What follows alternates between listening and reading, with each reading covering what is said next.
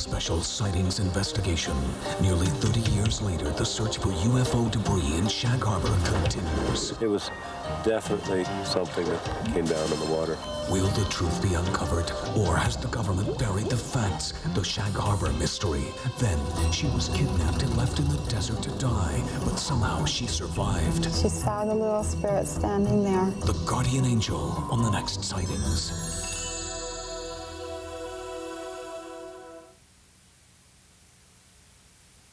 A Special Sightings investigation. Nearly 30 years later, the search for UFO debris in Shag Harbour continues. It was definitely something that came down in the water. Will the truth be uncovered, or have the facts been buried? The Shag Harbour mystery on Sightings.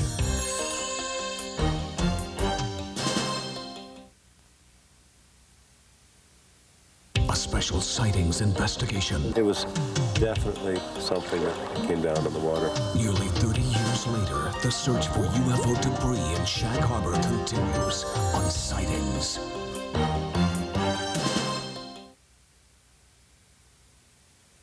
It was definitely something that came down in the water. Unraveling the Shag Harbour mystery on the next Sightings.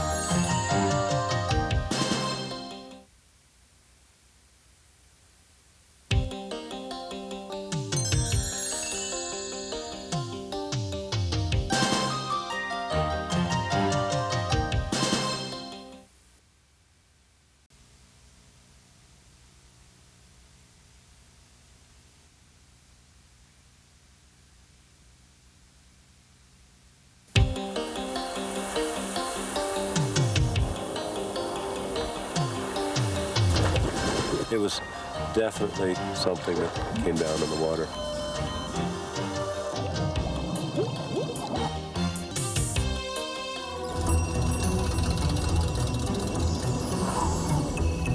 She saw the little spirit standing there.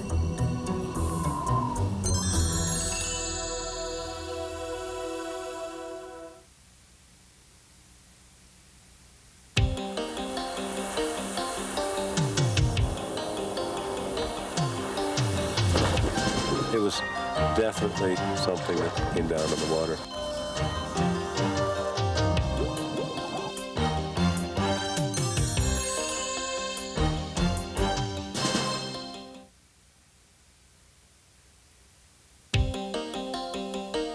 It was definitely something that came down in the water.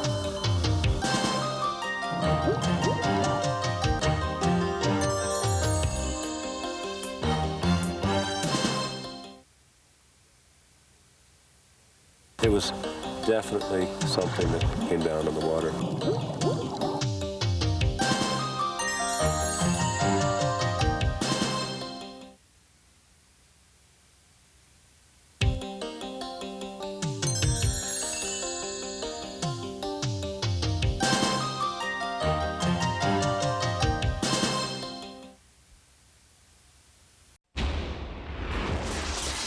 On this edition of Sightings. I want to go away. It's okay. Sightings returns to Colorado's Black Forest to help a terrified family resolve a frightening haunting. Whoa! You see it? Oh, they're coming through. Right here. When 3-year-old Sarah Skidmore disappeared for 3 days in the Arizona desert, her parents and police knew the only thing that could save her would be a miracle. I believe my sister, I was her angel. We have a strong target return. Later, a Sightings investigation continues in Canada with an expedition that searches for debris from a crashed UFO. Men at the base have told me that it was probably the most intense thing next to the Cuban Missile Crisis. And has medical science gone too far in its attempt to farm body parts?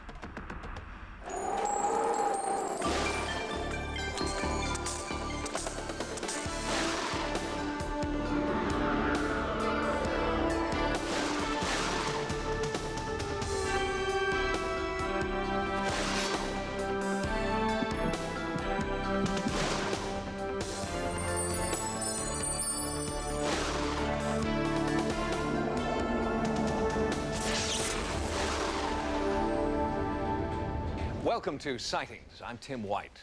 During a recent sightings ghost investigation in Black Forest, Colorado, our team recorded bizarre noises, images, and thermal imaging that pointed to the presence of an ethereal form.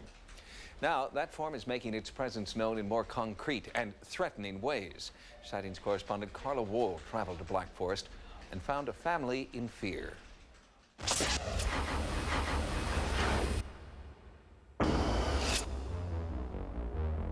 The sweet smell of pine, a gentle breeze, a beautiful log cabin in the woods. From the outside, there's no hint of the terror that's been experienced inside the Lee home in Black Forest, Colorado. What is it? I want to go away. It's okay. Now, Steve Lee reports a bizarre physical manifestation of the haunting.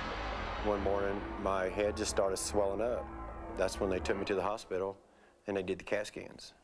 And the doctor said there was no bruise there, no cut or nothing. So far, Steve and Beth Lee's search for an explanation has cost them their life savings and their peace of mind. Our initial sightings investigation confirmed that the haunting is real. There were the anomalous sounds from Steve's police scanner. A camera fell over without explanation. It just took a header right off the tripod and landed. And there were a number of unusual equipment failures. It's fall now, a little more than 6 months since that first visit, and there's a change in the wind. But inside, I found there's been no change in the disturbing haunting activity. How often are things happening in this house? Every single night. Every night? Every single night. And Steve and Beth can no longer shelter their boys from the paranormal phenomena. Stephen, what kinds of stuff, strange stuff, have you seen around your house? Lights, shadows in my room. When I was watching TV, the TV kept going on and off, and just strange things. Why do you stay here with your kids and with these types of things happening? Because we want it solved and we want to keep our house. Until you sit in our shoes, you won't understand. That's the best way to explain it. I've been through so much, I'm not going to move. Steve believes that if the family moves, the entity, as captured in these photos, wins. He and Beth have spent more than $30,000 on surveillance equipment and other high-tech devices, searching for an explanation. But when Sightings suggested an in-depth psychic investigation, the family, who said they would try anything, wanted to sleep on it. The next morning, they agreed. Peter James is coming here tonight. What are you hoping he can do or tell you? I'm a little bit more open-minded than he is as far as believing some things from the spiritual world, but I hope that what he can do is explain some things that are happening. Peter James has been given no information about what's transpired in the Lee home. But as soon as he steps out of the car, Peter senses why we've brought him here. There's a lot of death around here. There is a lot of activity here. Inside, Steve keeps his distance as Peter begins his survey. Who's here? Identify yourself. Peter is immediately drawn upstairs to the master bedroom. During our previous sightings investigation, paranormal researchers identified this bedroom as one of 3 significant areas of haunting activity. Right here. Ooh, feel it? Something just touched me there. Feel it? I feel cold. It's a cold spot. I also feel it right here. It's a cold spot. This is a cold spot. And when Peter begins to feel the pull of an energy vortex, the Lees begin to listen. But it feels like someone has their arms around my legs right now, and I'm chilled to the bone right now. Then Peter begins to feel an overpowering presence of something chemical or medicinal in the air. He believes this has a connection to the haunting. It's a psychic impression that catches Steve completely by surprise. There's a chemical smell. I smell something old, like... You get goosebumps? I get chills. When Peter feels he's connected with the entity responsible for the haunting, he proposes a name. I also get a name of Howard. The the Howard one, there's no, I mean, that's so personal between us, it's unreal. There's no possible way on God's earth you could have known that one. Do you ever feel that Howard is trying to protect you? Yes, very much so. 'Cause that's that what I just feel. freaked you out, didn't it? Yes. Does that make sense to you? Yes, that's why I said, that's why I said don't say anything. Let's take a break. That's enough for me. Very much so. But Peter can't seem to take a break from the psychic impressions flooding his mind. Was there anyone around here that was a pharmacist? That's too much, isn't it? Yes or no? Yes or no? Tell me. Howard was very involved in that kind of stuff. Beth, who is Howard? I have a little adopted granddaddy here in town that I have guardianship of that we've taken care of for like 10 years now or more. And his name is Howard, and he had a son that we did not know, but that he died in the 60s of a drug overdose, and his best friend's dad was a doctor and into pharmacist work, and they would steal prescriptions. The son's name is Howard Jr., the Howard that Peter has felt so strongly in the Lee home. Peter returns to the bedroom to try to make contact. There's that chemical smell again. And you know what? I believe that Howard is with me right now. He's very protective of them, and, but I... Actually, no, wait, I smell it this time. Smell it? Yes, I do smell something. Smell something? A burning kind of chemical, chemical. Howard is here. Peter says that Howard has entered through the energy vortex. Right in here, you're talking. Right in there? Yeah. Peter believes it's a rip in the fabric of time that allows spirits to move from their plane into ours. It's coming, they're coming through. Look, right here. Peter feels that Howard Jr. wants to make contact with the Lees because of their connection to his father. Howard has unfinished business on Earth and feels that the Lees can help him communicate that he did not die of a drug overdose. We're talking murder.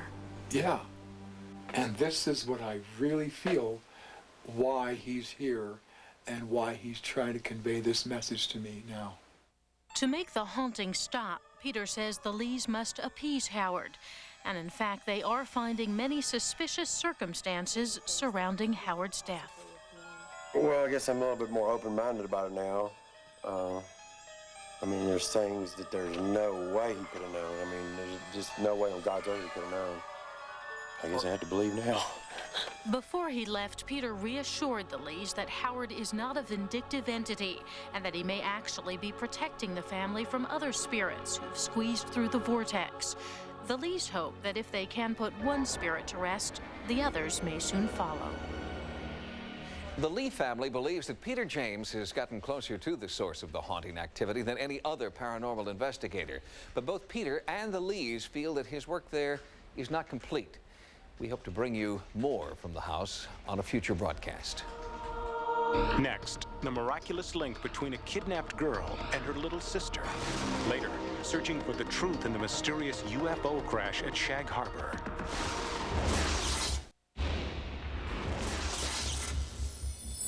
According to a Time magazine survey, more than 2 out of 3 Americans believe in angels. Among them, the Skidmore family of Mesa, Arizona. But simple statistics can't begin to measure the power that the Skidmore's belief in angels has had on their lives. It was a belief that was sorely tested on the day 3-year-old Sarah disappeared.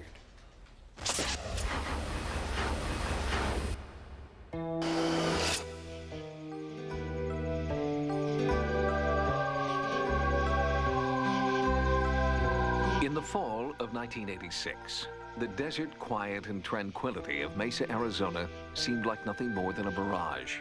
The family town was rocked by the kidnapping of one of its own, 3-year-old Sarah Skidmore.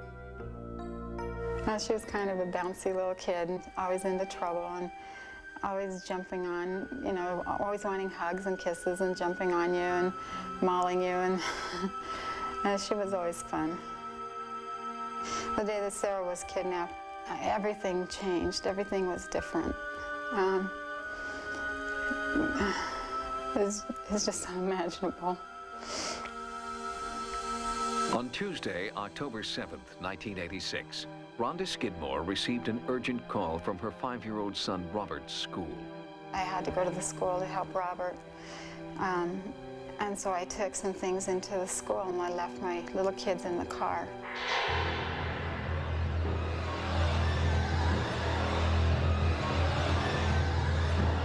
When I came back, the little boy in the car that had been babysitting, he said, a man took Sarah out of the car, and he was serious.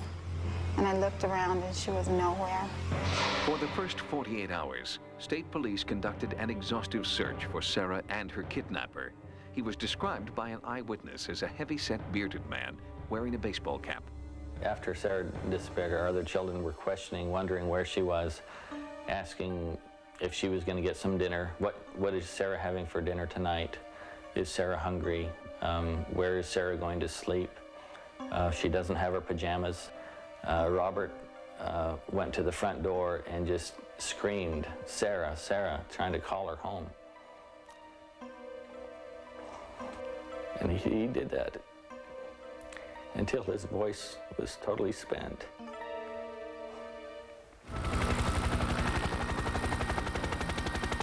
After 2 days, the authorities narrowed their search. There were indications that Sarah's kidnapper may have retreated into the harsh desert backcountry, where there was no water and no shelter from the elements. This incident occurred in fall time, which in Arizona we see our greatest extremes, the extreme heat, the extreme cold. Children lose heat and become dehydrated very quickly, and it could even progress to a point of unconsciousness, what we call heat stroke, and a large percent of those patients could die. On day 3, there was an unusually violent thunderstorm. We actually had one news reporter say, "How will you feel when they find her dead body?" The next morning dawned clear and calm.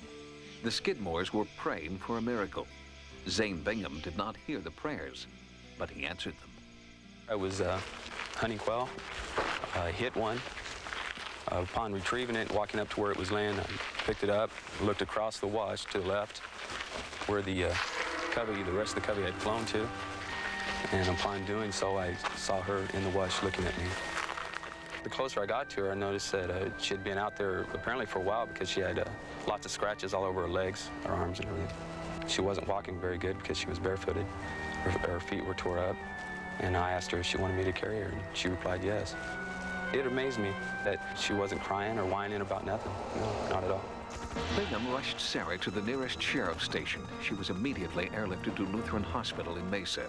Sarah had been abandoned in the desert by her kidnapper and had spent 3 days and nights in the desert without food or water. They were very amazed that she survived that Thursday night, because it was so cold and it was so windy. And they said that the exposure should have put her in a coma. Because of her weakened condition, she should not have been able to survive it. Doctors pronounced Sarah's recovery a miracle. A few days later, Sarah herself offered a mysterious clue to her miraculous survival.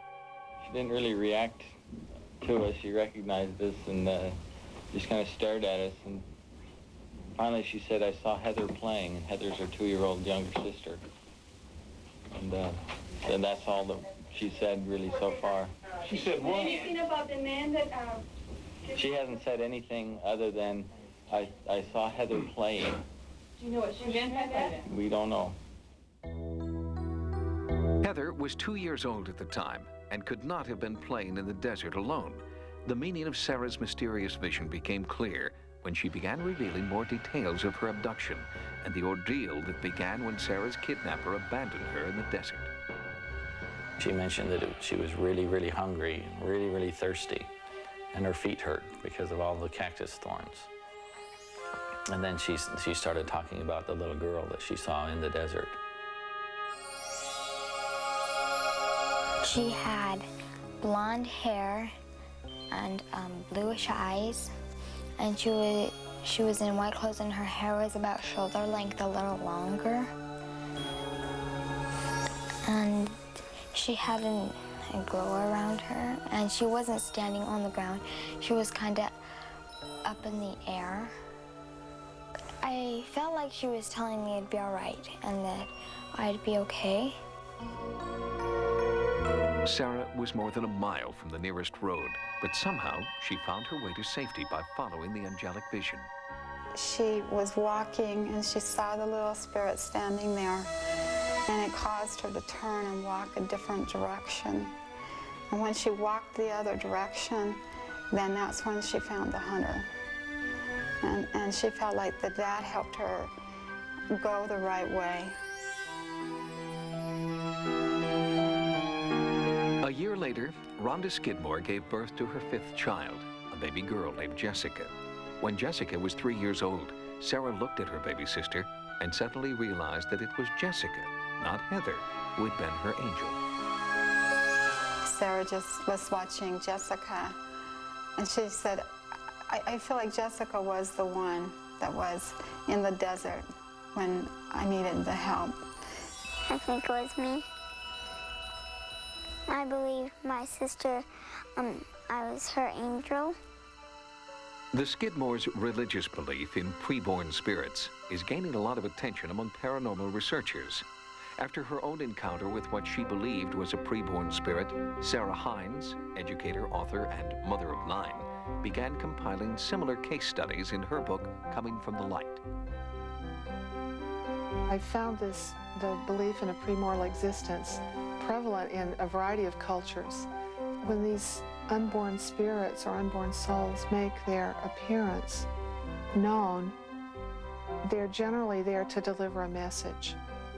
And the most prevalent message is that it's time for them to come to Earth. During her research, Hines contacted Paul Perry, a best-selling author and journalist who is an acknowledged expert in near-death experience.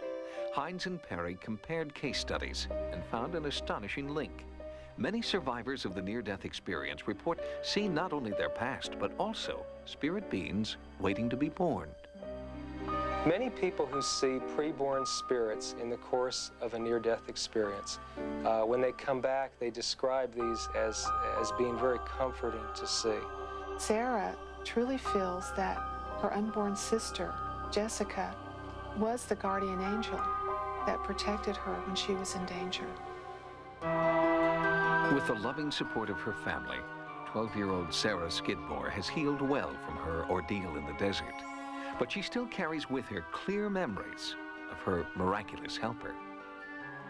I still think Jessica is my angel because I think that she must love me, and I think I love her more just because of what has happened. Sarah Skidmore's recovery in the Arizona desert is a reminder that miracles do occur. It's also a reminder that it only takes a moment for a child to disappear. Next, the latest word on farming body parts, how voodoo is making neighborhoods safer, and later, getting beneath the surface of the Shag Harbour mystery.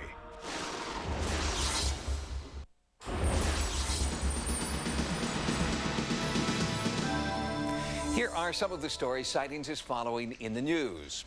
The latest crime figures just out from the Federal Bureau of Investigation are encouraging. The rate and actual number of violent crimes are down. Factors contributing to the decrease include neighborhood watch programs, better policing, and, if you talk to one group in New Orleans, voodoo. In New Orleans, Louisiana, residents in Bywater, a neighborhood perched at the edge of the French Quarter, saw that their historic community was caught in a downward spiral of crime and drug abuse. But people here have not stood idly by. Instead, they have turned to an old New Orleans tradition. They've turned to voodoo. It just seemed to me that we needed to go to a higher authority.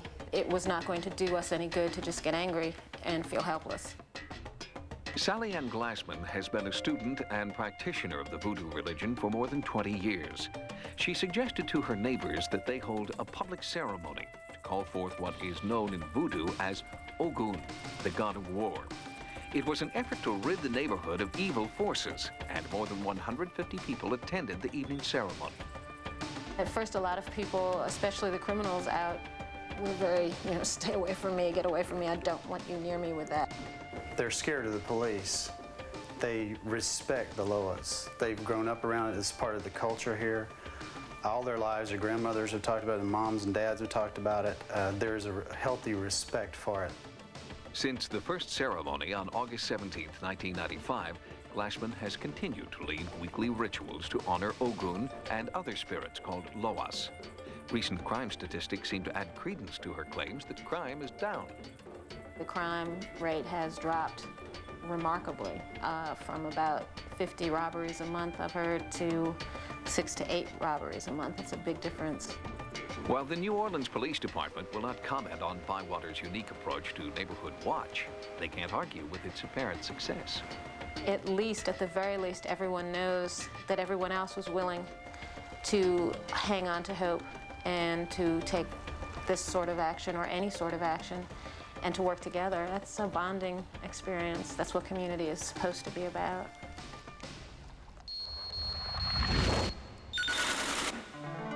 In Boston, Massachusetts, researchers are debating the medical merits and ethical consequences of the world's first bioengineered human body part, grown on the back of a laboratory mouse. When I first saw this, I was amazed, because here we are, we're growing human tissue on a mouse, and it's got the shape of an organ. I've never seen anything like this before. The ear was constructed from biodegradable fibers and human cartilage cells donated by the intended recipient. It was then implanted under the skin of a hairless mouse, where it took shape. The ear will be ready for human transplantation in 2 years. We're going to start with simple things first. Replacing the skin of somebody who's been severely burned, fixing worn-out knees. And after that, we're going to move on to more complex organs and start replacing those. We've got a long way to go before we can farm a body. For doctors and others concerned with medical ethics, the dilemma is not when will mass body part farming begin, but should it? What are the limits to which we are going to go to fix people? Do we want to put our resources into replacing organs, replacing pieces of people, or do we want to put our resources into keeping people healthy in the first place?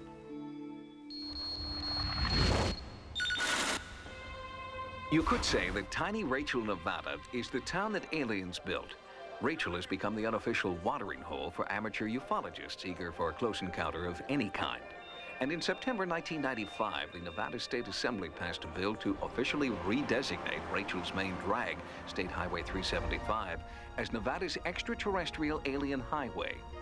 It's an apt name, legislators argued, for a road that borders Area 51, the reputed site for many top-secret government spacecraft projects and the site of frequent UFO sightings. After a push from legislators and the State Tourism Office, the Nevada State Transportation Board has agreed to put up new extraterrestrial highway signs beginning in the spring of 1996. Governor Bob Miller has suggested that the signs be placed flat on the ground so that aliens can see them and know where to land.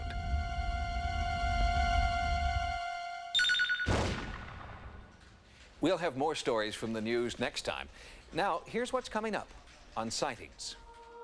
Will Shag Harbour give up the secret of what crashed here nearly 30 years ago? Later, he's the father of the theory that revolutionized our view of a world he calls Gaia. The Earth has properties like those of a living organism.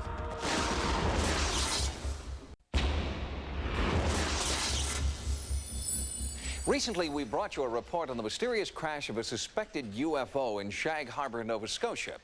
Working with Canadian researcher Chris Stiles, Sightings has uncovered startling new government reports and has interviewed key eyewitnesses.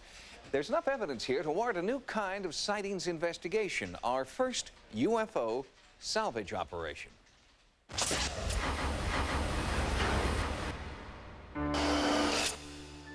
Whatever crashed into Shag Harbour nearly 30 years ago was seen by many eyewitnesses who have all come forward with strikingly similar descriptions of the incident. An unusual object described as being 60 feet in diameter with 4 bright white lights was seen to hover in the sky over the Shag Harbour area, tilt at a 45-degree angle, and then drop into the sky and hit the surface of the water. Eventually, the Coast Guard, Rescue Coordination Center, Navy, and RCAF were brought into the search effort for the object responsible. Chris Stiles has conducted an exhaustive search for documentation regarding the historic and mysterious crash of October 4th, 1967. He has found a significant government paper trail. The Navy did have a strong expectation of finding artifacts. In the document, it actually names a scientific consultant who was on standby to receive debris. The search conducted by the Navy concentrated in this area. In October 1995, Sightings launched its first ever salvage operation under the direction of Chris Stiles. Our goal was to locate and retrieve any pieces of UFO wreckage large enough to have resisted the forceful tides and currents in Shag Harbour. By all accounts, the odds were stacked against us, but this operation would offer a unique opportunity to apply scientific methods to an incident rife with rumor and conjecture. If debris could be found, our team would find it. We hope to take the searched areas beyond the former military search and perhaps check out some of these target detections and the impact site, which was actually outside of the search already conducted by the Navy. 28 years had passed since the crash at Shag Harbour. Time was not on our side, but state-of-the-art detection equipment, unimagined in 1967, would improve our chances. Prepare for tracking sequence at heading 159, over.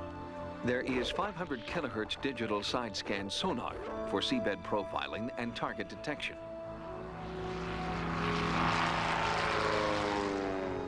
Aerial trajectory plotting. Roger, survey 1, commencing sequence, over.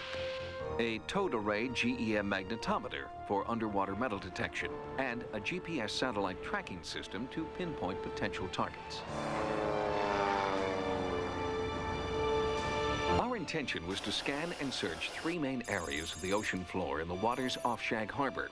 These areas corresponded to eyewitness recollections and coordinates taken from a document reporting where the initial government search took place in 1967. Sonar buoy drops out of nearby Canadian Forces Base Greenwood and the magnetic anomaly detection grid at the nearby Shelburne Base, which was the coordination center for submarine detection in the Atlantic, led the authorities to believe that perhaps the largely intact object was still moving under the water. But where it came to rest remains a mystery. Reports that wreckage was recovered from Shag Harbour on the night of the crash dictate that we begin our operation there. Men at the base have told me that it was probably the most intense thing next to the Cuban Missile Crisis, which left the base on alert for 34 days. The Sightings investigation heads out to sea after months of onshore planning. The 3 targeted areas are scanned for potential pieces of wreckage, called targets, and each target is given a priority designation. We were able to lay down an extensive grid pattern and pick up numerous target detections, which we gave an assessment value for high strangeness. A very simple system of 1, 2, or 3. The initial search shows no high-priority targets in Area 1, the section of ocean shore closest to the Nova Scotia mainland.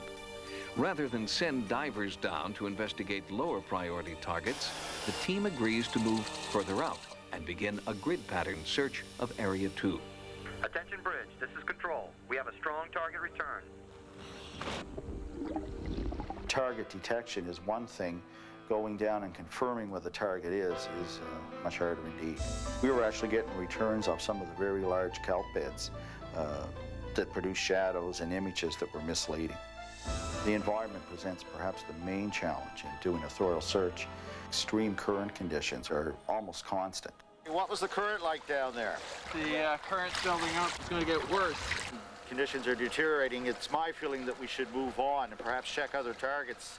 But the divers press on, eliminating all of the potential targets in Area 2.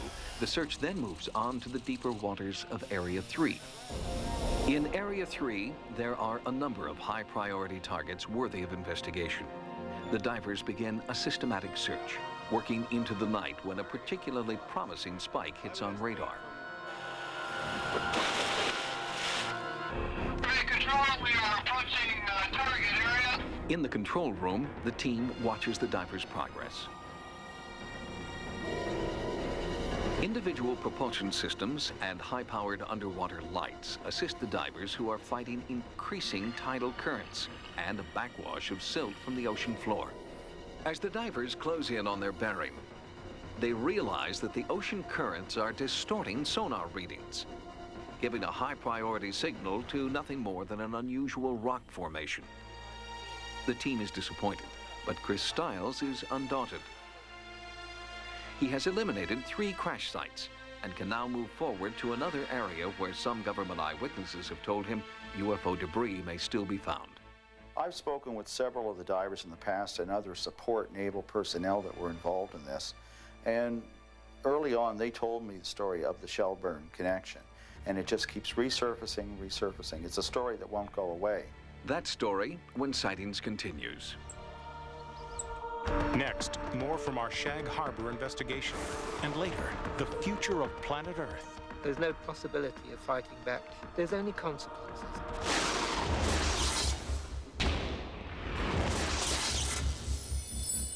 Admittedly, Sightings is searching for an extraterrestrial needle in a haystack by diving beneath the waters of Shag Harbour, Nova Scotia. Even if the APRO document is a roadmap to a submerged UFO, we don't know what the craft is made out of.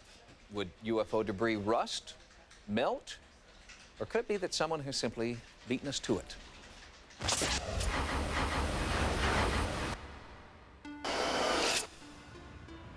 When the sighting search and salvage operation failed to turn up UFO wreckage or debris in 3 significant areas off the coast of Shag Harbour, Chris Stiles did not give up his investigation. He feels there is simply too much information about the mysterious UFO crash of October 4th, 1967, to abandon his search for the truth. First, there was consistent testimony from credible eyewitnesses. We see lights moving through the sky that we thought to be an airplane at first. And there was 4 in sequence. 1 would come on, and 2, and 3, and 4. It was reddish orange in color, and they seemed to be on about a 45-degree incline, and the lights seemed to be going in a downward motion. This thing headed down, crashed on the water, and at that time all the lights went off, and 1 other light came on a few minutes later, and that's the light that was there when I arrived on the scene. Royal Canadian Mounted Police Officer Ron Pond not only saw the Shag Harbour UFO, he also interviewed eyewitnesses at the scene. There were witnesses coming from a variety of directions and in different locations, so there was no way that it was a conspiracy or any kind of an attempt to mislead anybody. It was definitely something that came down on the water.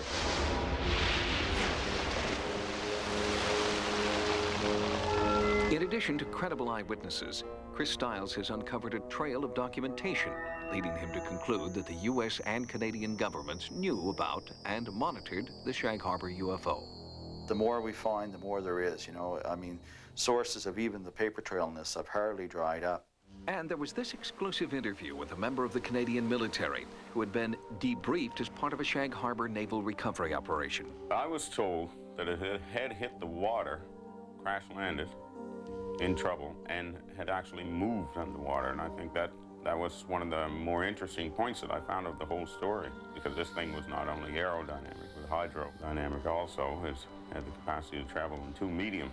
According to this source, the UFO continued traveling underwater and finally came to rest several miles from the impact site. Near where the UFO had moved, there was a high top-secret listening post for submarine detection. This claim of a second location of an unidentified flying object resting on the bottom, somewhere off Government Point in the water, is very interesting, because this location was the spot where Canadian Forces Station Shelburne was located.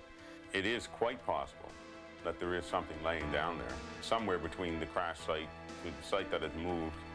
It's hard to move that amount of physical energy around and not leave some sort of a trace. Because Sightings' initial scientific search of Shag Harbour failed to turn up any debris, Stiles is now exploring the possibility that the crash site was 25 miles to the north, near Shelburne. It was here that a second Navy dive reportedly took place on the night of the crash. When I spoke to the divers and support personnel early on, they told me that at the Shelburne end of the operation, where they sat over this craft for a week, that it was on the bottom and that there was still activity in it. Furthermore, there was a second craft there which was lending assistance. They believed that this was a vehicle of extraterrestrial origin. And these men had lengthy experience. Their commanding officer would debrief them and tell them not to open their mouth. The story would not be discussed again. I can only imagine that he would assign some people to ensure that those people do keep quiet.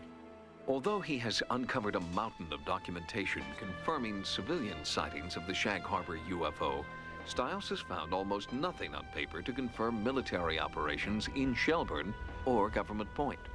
I've looked at some unique strategies and tried to be creative. For example, Off Government Point, there's an area called McNutt Island, which has a manned lighthouse. I attempted to obtain the lighthouse logs, thinking that perhaps any naval operation that kept ships in the area for 7 days would show in the lightkeeper's records. These were not forthcoming. Attempts with the Coast Guard to get these seemed to indicate that these records were lost. It seems that I could get earlier records and those after, but October's were missing. It is Stiles' belief that considerable work remains to be done in the Shag Harbour UFO investigation. Raw data needs to be analyzed further, and uncharted target sites offshore must be scanned. The elimination of 3 potential impact sites during the first Sightings salvage operation is only the first step to what may be a very long road.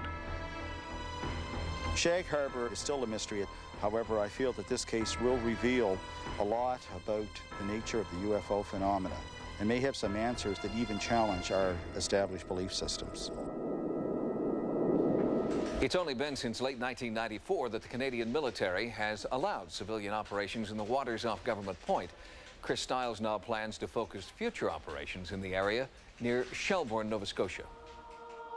Next, what can we learn from James Lovelock's Gaia theory? The man and woman in the street understand Gaia far better than my colleagues do.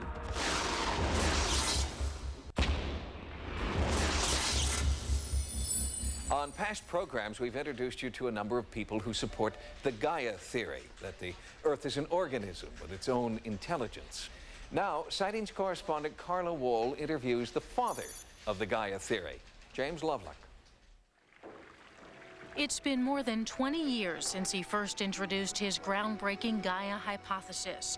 Today, inventor-scientist James Lovelock and his wife Sandy live and work on a 35-acre estate in the Cornish Highlands, which he's preserving as a wildlife habitat. How did you come up with the Gaia theory? Well, I was very fortunate. In 1961, I got a letter from the Director of Spaceflight Operations of NASA. They wanted to use my gadgets, these sensitive devices, for analyzing the lunar soil to see if it would be safe for astronauts to go there. But it wasn't long before I became interested in the next big step, which was to go to Mars. And the question, how do you find if there's life there?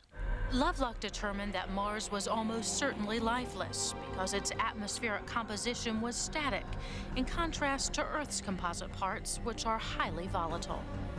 So I then thought, well, if it's an atmosphere like that, highly unstable, something must be keeping it constant, because it couldn't stay constant on its own.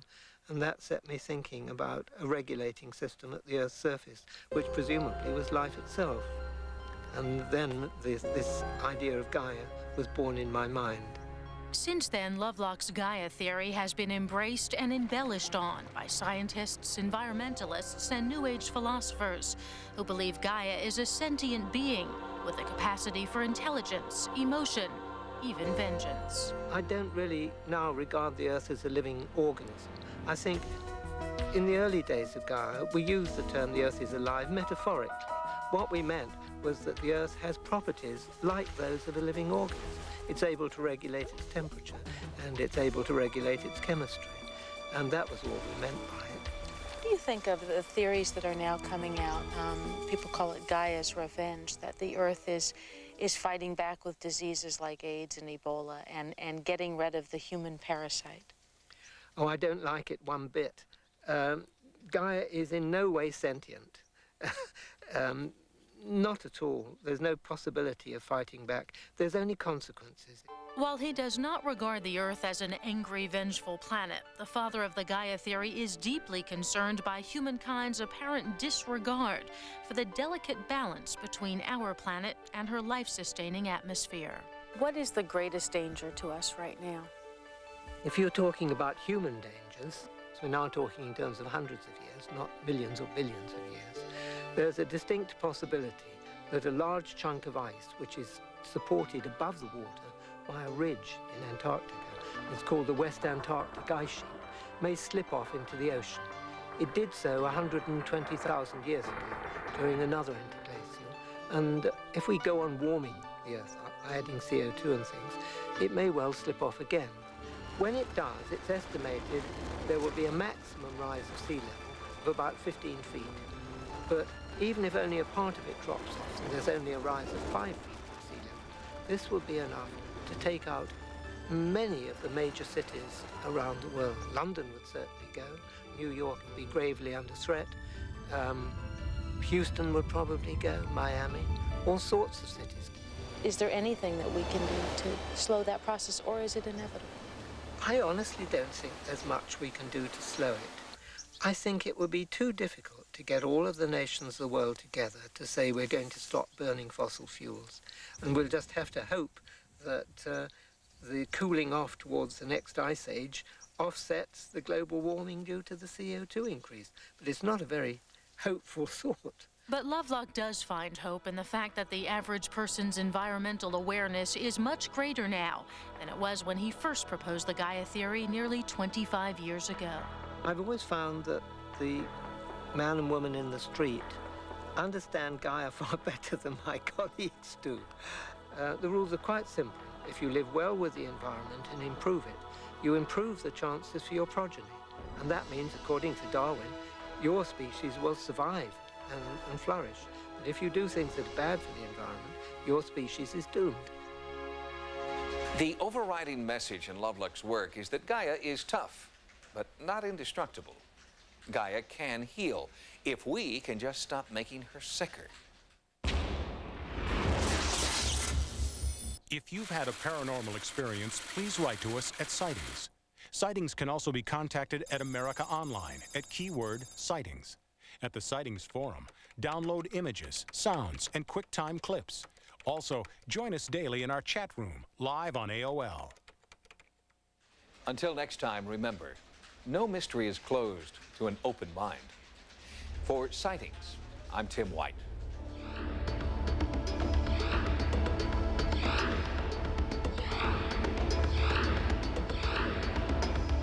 Next on Sci-Fi, Dark Shadows. Sci-Fi World. Monday, Superhero Land. Tuesday, Creature Land. Wednesday, Intergalactic Land. Danger! Thursday, Fantastic Land. Friday, Inhuman Land. Sci-Fi World, chain reactions of sci-fi's greatest hits. Weekdays, 11 to 4 Eastern and Pacific on Sci-Fi.